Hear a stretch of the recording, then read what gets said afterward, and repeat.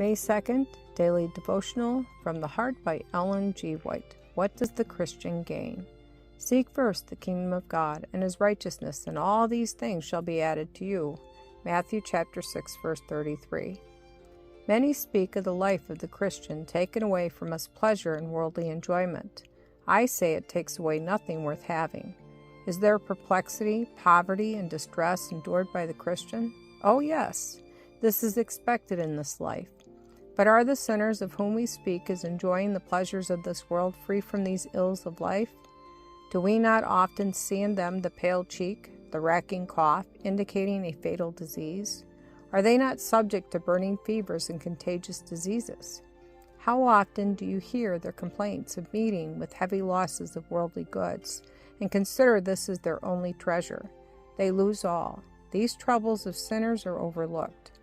Christians are too apt to think they are the only ones who have a hard time, and some seem to think that it is a condescension in them to embrace unpopular truth and profess to be Christ's followers. The road seems hard. They think they have many sacrifices to make, when in truth they make no real sacrifice. If they are adopted into the family of God, what sacrifices have they made?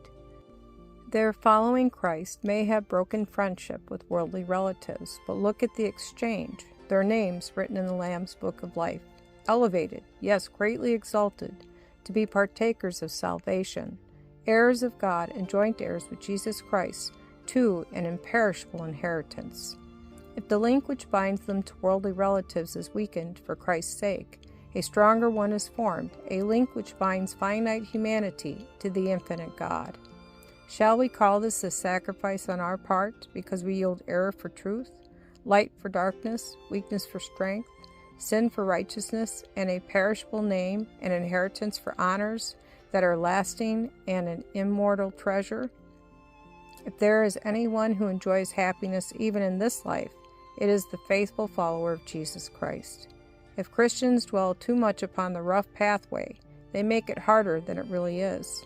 If they dwell upon the bright spots in the way and are grateful for every ray of light, and then dwell upon the rich reward that lies at the end of the race, instead of gloom, mourning, and complaints, they will bear a cheerful countenance.